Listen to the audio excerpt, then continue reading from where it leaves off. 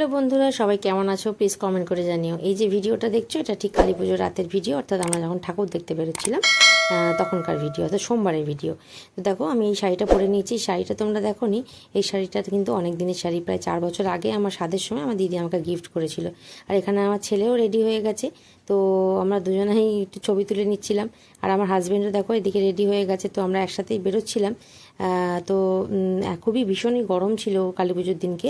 আর বেরোনোর সময়তেই আমাদের পাশে গোসাই বাড়িতে কীর্তন হচ্ছিল, তাই তোমাদের সাথে একটু ভিডিওর মাধ্যমে শেয়ার করলাম ওটাই। এখানে কীর্তন হয় প্রায় প্রত্যেক দিনই সন্ধ্যেবেলা কীর্তন হয়, খুবই ভালো লাগে এখানে। আর আমার শ্বশুর বাড়িটা ঠিক পাশেই, তো কীর্তনটা শোনা যায়, তো খুব ভালো লাগছে। মানে বেরোনোর পথেই একটা ঠাকুর আমরা দেখতে পেলাম, তো মণ্ডপে সজ্জিত আছে, তখনও পুজো শুরু হয়নি। এখানে ভোগ রেডি করা হচ্ছিল, রাত্রে তো পুজো হবে, তাই জন্য ভোগ রেডি করা হচ্ছিল।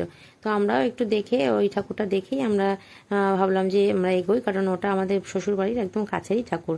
তো ওই ঠাকুরটা দেখার পর আমরা পরে পাশে আশপাশের ঠাকুরগুলো দেখছিলাম, এবং আমরা কিন্তু টোটো ভাড়া করেছিলাম। আমরা ওই টোটো ভাড়া করে ঘুরছিলাম, কারণ হেঁটে হেঁটে ঠাকুর দেখা সম্ভব নয়।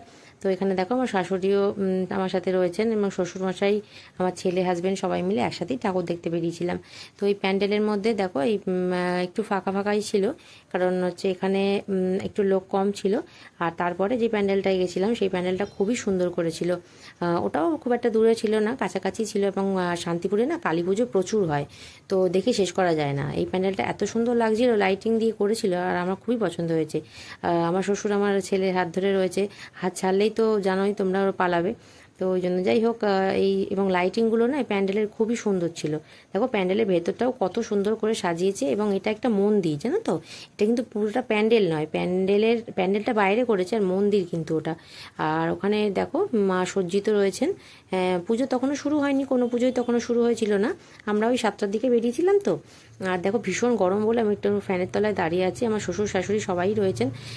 ফ্যানের তলায় একটু হাওয়া খেয়ে নিচ্ছি, কারণ ভীষণ গরম, আর সেজে গুজে না আরও বেশি গরম লাগছিল। তারপরেই আমরা ওখান দিয়ে বেরিয়ে চলে গেছিলাম হচ্ছে বামাকালী দেখতে।